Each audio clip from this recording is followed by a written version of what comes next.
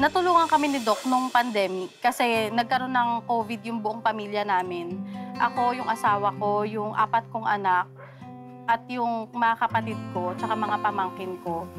Kada may magpa-positive sa amin, si Doc, nagbibigay siya sa amin ng reseta. Bukod doon, nung mga panahon na kasi nagkakaroon na rin kami ng financial problem kasi nga hindi kami makapagtrabaho mag-asawa. So, si Doc, nag-extend din siya ng tulong financial. Since pandemic, ang hirap talaga ng magpa-check up ka or pumunta sa ospital, then medyo kapos din ako sa budget. Kaya, since friend naman kami ni Doc Nico, friend ko siya nung high school, online chat, nag-consult ako sa kanya, free consultation. Nagpapasalamat ako kay Doc Nico kasi isa siya sa mga dahilan kung bakit matatag ako ngayon sa buhay. Nagpapasalamat ako kay Doc Nico kasi sobrang naging parte siya ng buhay ko.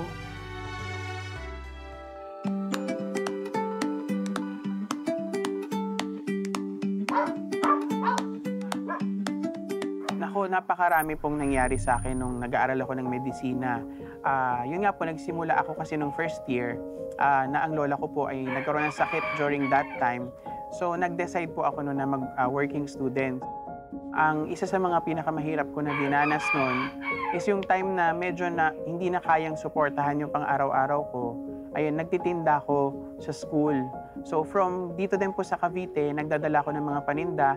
Example po ng paninda ko yung mga mani, chicha corn, yema, pabango, RTW, sabon, lahat yan, binibenta ko sa school.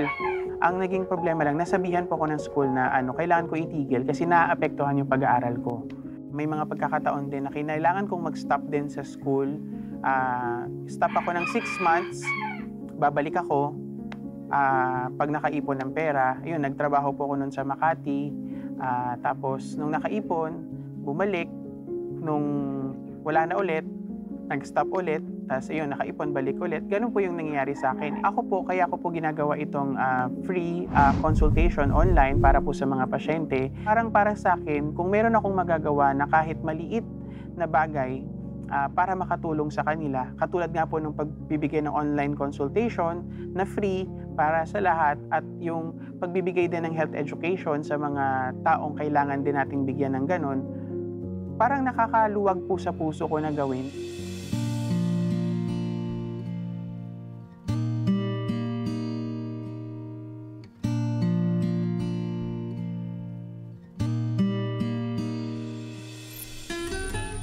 Personal na sinamahan ng Cayetano in Action with Boy Abunda si Doc John sa isang house-to-house medical.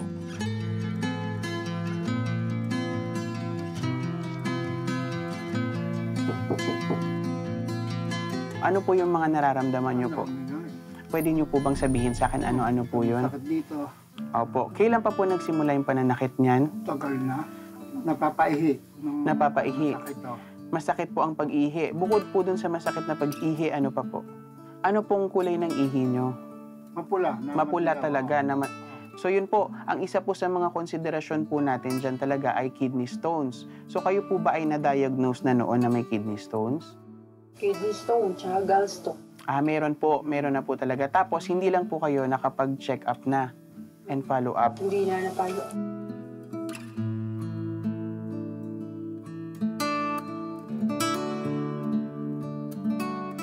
Thank you po kasi nagpunta po si Doc dito. At least matutulungan niya asawa ko para sa pagpapagamot niya. Maraming salamat po. No, thank you din po. Maraming salamat din. Sa kuya. Laging nasikmura ito eh. Laging sikmura.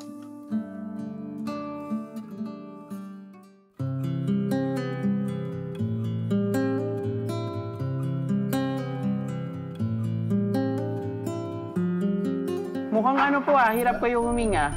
Emplema po. Oo, pero kailan pa po yan nagsimula? Tagal na. Gaano katagal na po? Mga ano lang, mga 20 years na. 20 years na. Pinata pa ako. Mas lumala po ba yan? Oo. Kailan po kayo huling nagpakonsulta? Wala akong pag-usulta. Walang pera naman.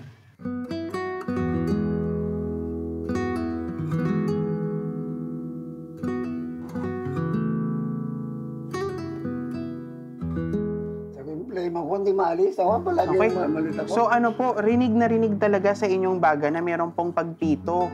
papa-x-ray ko po kayo. Bibigyan ko kayo ng request. Ako na rin po ang bahala dun sa inyong sa inyong x-ray.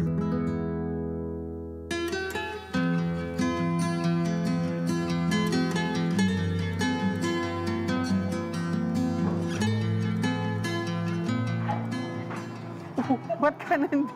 Uy, ba't kayo nandito? Nagulat ako. Ba't kayo nandito? Hala, ba't may gano'n? Ano meron? Anong meron? Masalamatan ka ng personal. Uy, wait lang. Teka, nakaka-nervous naman. Bakit kayo nandito? Ganun talaga. Salamat sa lahat ng tulong mo sa family namin. Alam mo yung pinagdaanan natin ng pandemic. Kayo talaga nakakagulat. Talagang kailangan ganun, grabe. Pero I'm happy to see you. Ayan, grabe naman, nakakabigla naman kayo. Ito yung mga pasyente mo. Ninervyos ako, grabe. Hindi, maraming Salamat po. Hindi, maraming salamat din. Alam nyo naman na yun nga, kaya lang natin to ginagawa kasi gusto natin makatulong din talaga sa kapwa natin. Ano yan? Nais ka naming mas makilala pa at personal na mapasalamatan. Kaya naman, inibitahan ka namin sa studio ng Cayetano in Action with Boy Abunda. Lubos na nagpapasalamat, Ate Pia at Kuya Alan.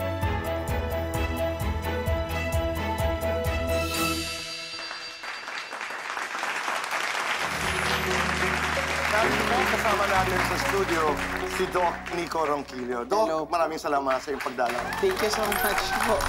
Medyo nahihiya ako. Maraming salamat din po sa pag-imbita po sa akin dito po sa CIA. Doc, Hindi kami in behalf- mapapagod sa kasasabing maraming salamat. Kuya Alan, Ulitin ko yung sinabi lang ni Kuya Boy, pero in behalf ng lahat ng natulungan mo, but more than that, lahat ng nai-inspire mo, malalim na hugot ng salamat. Maraming salamat po. Actually po, sa totoo lang po, ang sarap din po sa pakiramdam ng isang tao po na nabibigyan po siya ng acknowledgement and appreciation. Ako naman, Doc Nico, I work with many doctors. Kasi although hindi naman kami doktor ni Alan, pareho kami abogado, pero yung naging work ko sa Senate is with the Department of Health and with all the doctors, especially nung pandemic. So, naiintindihan ko yung ginagawa mo. And sabi nga ni Alan, isa kang inspirasyon because I'm sure ikaw na mismo rin magsasabing maraming doktor and madaming ibang health workers na katulad mo. Opo. Inaalay yung part ng araw nila, part ng linggo nila to do public service like this na walang kapalit, no? But what I wanted to parang talk about a little bit more, yung nanonood tayo ng mo, nagtatanong kasi ako sa kanya, Kuya Boy, habang nanonood. Sabi ko, ano yun? Parang naglalaan ka ng oras sa isang araw para sagutin yung mga nagte-text sa'yo or meron ka bang online consultation hours? Tapos sabi niya, in a day, syempre marami talagang nagme-message. Sabi mo, ang sinisikap mo is maka 20 ka. 20 po, opo. So para talaga siyang may sideline na online na libreng pagdodoktor sa mga nangangailangan. Tapos pa-prioritize niya yung emergency cases. Tapos kung pwedeng online, syempre hindi ka na gagalaw. Pero kung kailangan puntahan, like yung nakita natin, pupuntahan niya. So, yung isang naisip ko na baka pwede natin itulong sa iyo, kung ipapagpatuloy mo talaga yon, baka pwede natin siyang ikuha ng assistant na isasala ang baka 100 na messages na yan. And then, kasi I'm sure magbabasa ka pa lang mahaba na, tapos may follow-up question, right? Yes po. So, imagine kung may assistant siya, taga-follow up ng mga tapos i-report na lang, Doc, pak, 5 priority, o mamaya na ba? Siya busy, pero ginagawa niya to, he goes the extra mile. Pero actually, tumigil siya pag yung kanyang residency and dream niya nga maging surgeon. So, nakikita ko sa kanya, hindi niya ititigil ito just to pursue his dream. So, yung sinasabi ni ate, if these resources can help you para while you're pursuing your dream. Yes. This is a small amount para sabihin thank you. You can use it for your dream or for your patients, pero kung gusto namin na maging partner mo, so kung ano ang dream mo, whether for your specialization sa surgery or dito, You know what's very impressive, Tanggapin aside mo yung konting- tanggapin ang regalo natin. You know, alam mo, Nico, what I'm hearing is that, number one, para sa atin, na wala sa medical field at wala sa legislation, it doesn't take a foundation to do good. Yeah. Ang habang pinapanood kita, parang wala kang reklamo, kailangan ko ng opisina, kailangan ko ng ganito. You're just doing it because you wanna do it. That's a very good principle. If you wanna do good, just do it. Hindi kailangan ng posisyon, Kuya Boy. Hindi, oo. Hindi siya mayor, hindi siya congressman, hindi Kaya siya... ang kwento ni Doc Nico is very inspiring. Nakapagtapos ng kolehiyo, nagtitinda ng isda ang nanay. So alam niyo po yun, yung who are we to complain? Yeah. Kasi kadalasan tayo, inuuna natin yung wala. Hindi naman ako mag-aaral, wala naman kami. Wala naman kami. Wala naman kami. What I saw with you and your mother, inuna niyo yung meron kami. Meron kaming pangarap. We have the energy to dream. I know. Take advantage,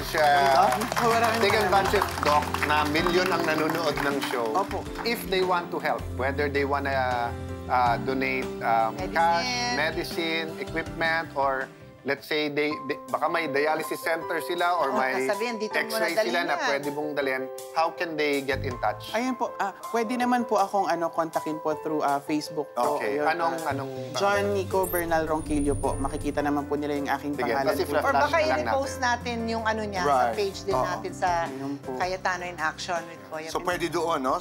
Pero maraming salamat talaga. Po, thank you so much. Meron pa tayong regalo? Maraming salamat din. Oo. So sabi mo nga, hindi mo naman ma-predict yung needs, pero sa picture pa lang, nung videos pa lang nakita natin, mukhang marami kang patient na matanda. And some of them really, it appears, hirap din gumalaw. So we leave it in your good hands na mag-decide kung sino mga ngailangan.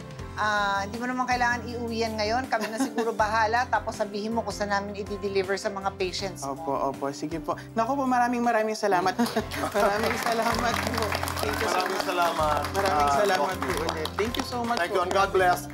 Sa ating pagbabalik po ay Kuya Alan, Ate Pia, yes or no? Ito yung mga katanungan na legal na minsan ang akala natin ay alam natin ang mga kasagutan. Yung pala kabaligtaran. Dito lamang sa pagbabalik ng...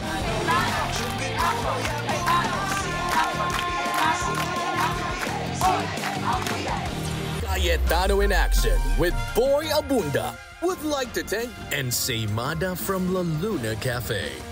Come home to a delicious tradition. We're located at 103 ML Quezon Avenue, Hagonoy, Taguig. Rica de la Merced Furniture Designs. For inquiries, call 0922-853-1668.